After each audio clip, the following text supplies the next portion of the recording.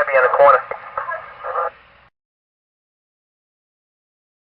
The 28th of November, 2022. Calling 911 is Whitcom 911's preferred way for you to contact them in the case of an emergency. But they understand that there are circumstances that make texting a safer option. Text 911 if you cannot call. Your safety is priority.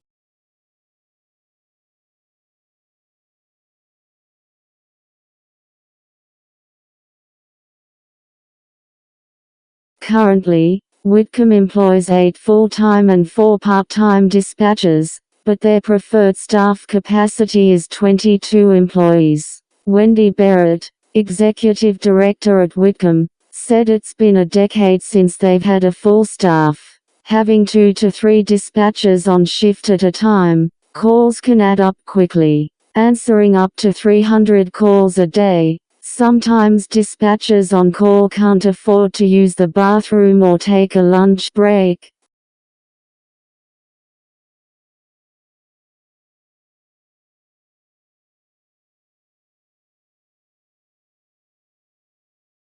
Dispatchers Ashlyn Tessel, front, and Emily McInturff respond to 911 calls at the Whitcom Emergency Center in Pullman on Wednesday.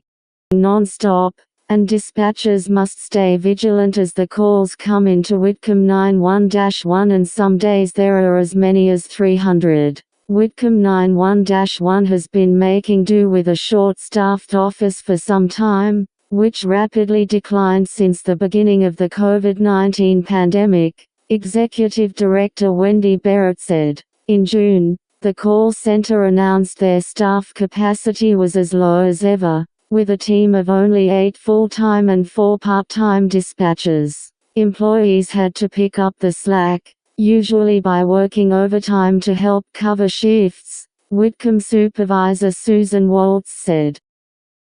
Currently, the call center has 10 full-time dispatchers with 1 still in training, 6 part-time dispatchers and 2 call takers, said Barrett. Though the call agency's preferred staff capacity is 22 employees, they haven't had a full staff in a decade. All part-time dispatchers had formerly worked at Whitcom. Waltz added they came back for various reasons but mainly because you can't get it out of your blood. Whitcom 911-1 is an emergency and non-emergency call center, handling dispatch calls in Whitman and Assateague counties in Washington, and the city of Moscow in Idaho. They provide dispatch services to all first responder agencies in the area, including police, fire and EMS. Barrett said the center has also provided 911 texting services for many years.